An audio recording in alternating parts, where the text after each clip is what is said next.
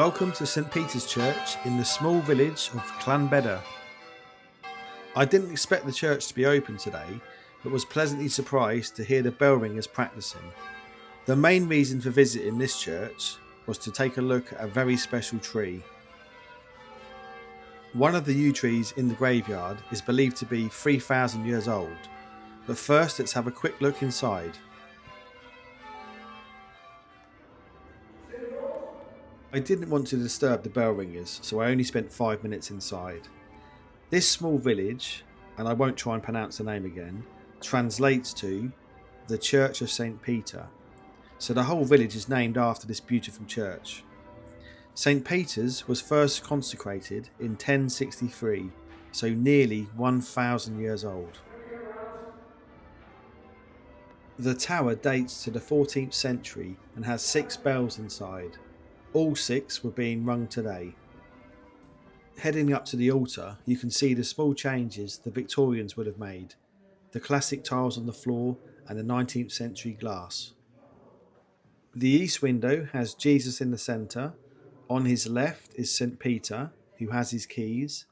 They represent the keys of heaven, which is referenced in Matthew 16 verse 19. St Thomas on his right has his builder's square, which represents his legacy of building churches. On the north wall of the chancel, you'll find these 2 windows. I don't know anything about them, but they are a patchwork design, normally made of ancient glass, but these are definitely Victorian in style.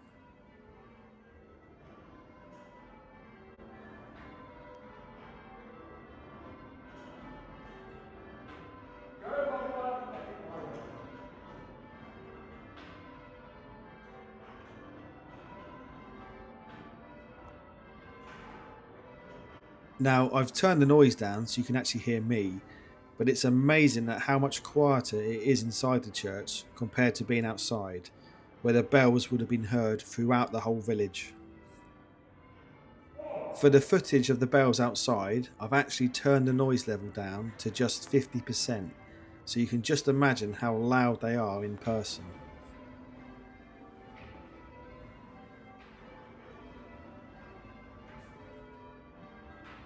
The area around this village used to be home to the Predates, a family of stonemasons from the 17th century.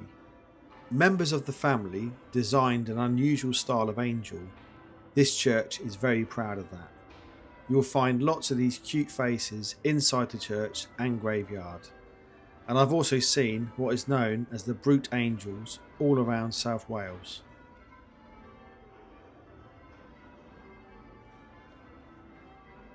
This plaque tells us that the church was restored and reopened in 1897. When you look online for information about this church, you won't find much. There appears to be lots of villages with the same name, I suppose wherever there's an ancient St Peter's church.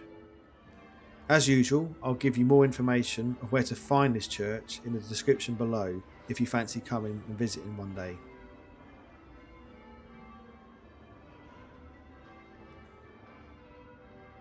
Let's head back outside where we'll find some more brute angels, and then I want to talk about the magnificent yew tree.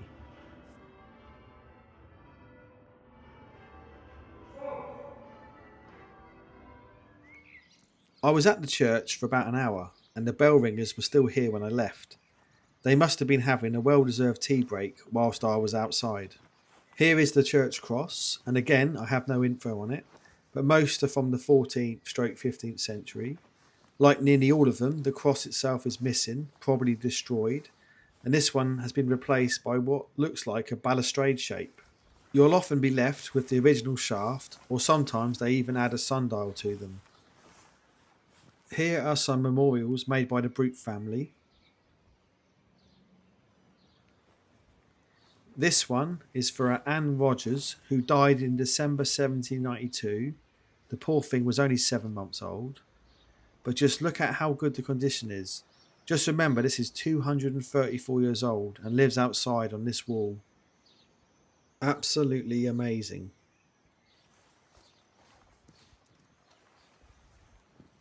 Now on to one of my favourite subjects regarding these ancient churches and the reason for this visit. The common yew, or Taxus baccata.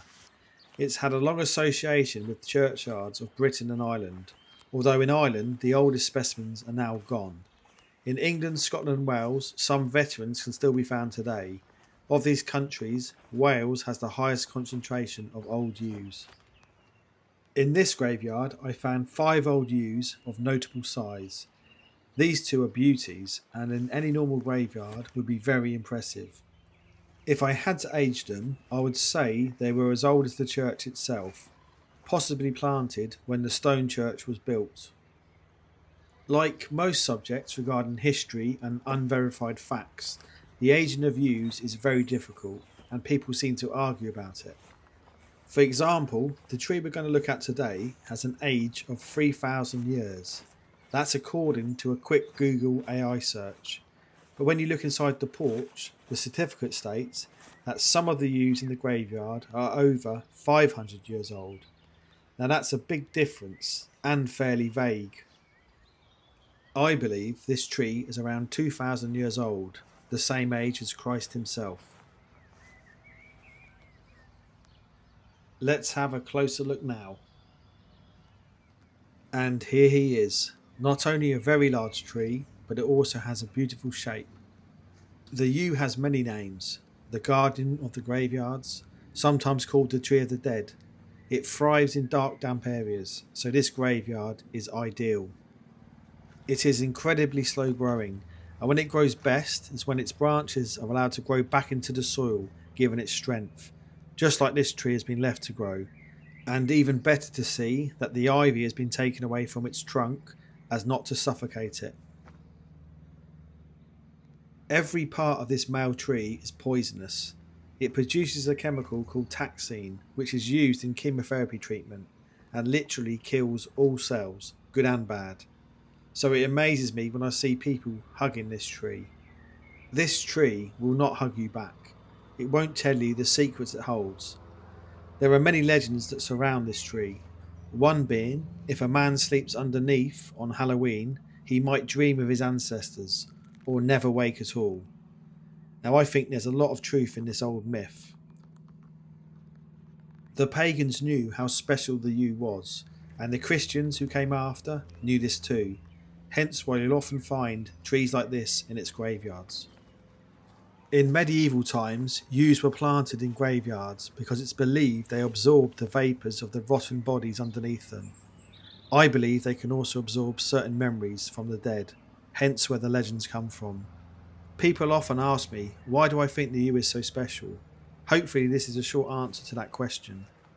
The yew symbolises immortality, reincarnation and duality, all subjects I'm fascinated by. I hope you really enjoyed this video. I'll leave you with the sound of the bells and some drone footage afterwards. If you would like a longer video dedicated to the yew, let me know in the comments below.